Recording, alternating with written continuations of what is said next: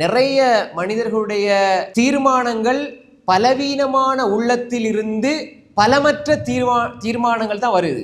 பக்குவமான தீர்மானங்கள் வாரல. ஏன்னா உள்ளம் பலவீனமா இருந்தா பக்குவமான தீர்மானம் வராது. உள்ளம் பலமா இருந்தா தீர்வுகள் முடிவெடுக்கிறதுல பக்குவம் இருக்கும். நல்லா விளங்கிக் கொள்ளுங்க. உள்ளம் பலமாக இருந்தா உங்களோட முடிவுகள் இருக்குதே அது பக்குவமா இருக்கும். உள்ளம் பலவீனமா இருந்தால் உங்களோட முடிவுகள் எல்லாம் பலவீனமாகவே இருக்கும். இதுக்கு நிறைய உதாரணங்கள் நாங்க பார்க்கலாம். ஒரு மனிதன் தன்னுடைய ஆன்மா உள்ளத்தோடு ஆன்மாவோடு சில பேச்சுவார்த்தைகளை நடத்தி அவன் எடுக்கிற முடிவு உள்ளத்தோட, நான் ஏண்ட உள்ளத்துக்கு சில பாடங்களை கற்றுக் கொடுக்கணும். அப்ப உள்ளம் சில விஷயங்களை சொல்லும். அப்ப நாங்க உள்ளத்துக்கு சில விஷயங்களை சொல்லி கொடுத்து நான் என்னுடைய ஆன்மாவோடு எப்படி தீர்மானங்களை மேற்கொள்வது, தீர்வுகளை எடுக்கிறது என்பது சம்பந்தமா நான் என்னோடு பேசுகிற விடயங்கள் இருக்கிறது ஒன்று. ரெண்டாவது, எங்கட குடும்பத்தில் விடயங்கள் நடக்கிற பொழுது, எங்கட குடும்பத்தில் சில விஷயங்கள் நடக்கிற பொழுது இந்த நேரத்தில் உள்ளத்தை பலமாக வைத்து கொண்டு பக்குவமாக தீர்வெடுக்க பார்க்கணும். நல்லா விளங்கிக் கொள்ளுங்க.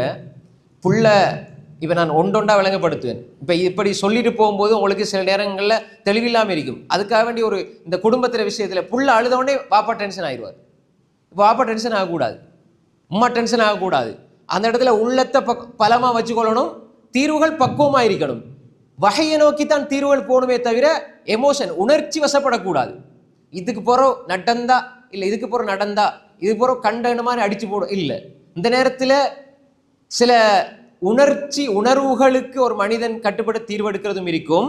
அதே நேரத்தில் வகை இல்ம நோக்கி போய் இந்த நேரத்தில் அடித்தால் இது பாதகமாயிரும், இந்த நேரத்தில் நாங்கள் இப்படி செஞ்சால் பாதகமாயிரும். எனவே 2 ரக்காத் தொழுதுட்டு அல்லா இடத்துல இஸ்திகாரா செஞ்சுட்டு நாங்கள் என்ன தீர்மானத்தை எடுக்கணுமோ அப்படி போய் பாருங்க.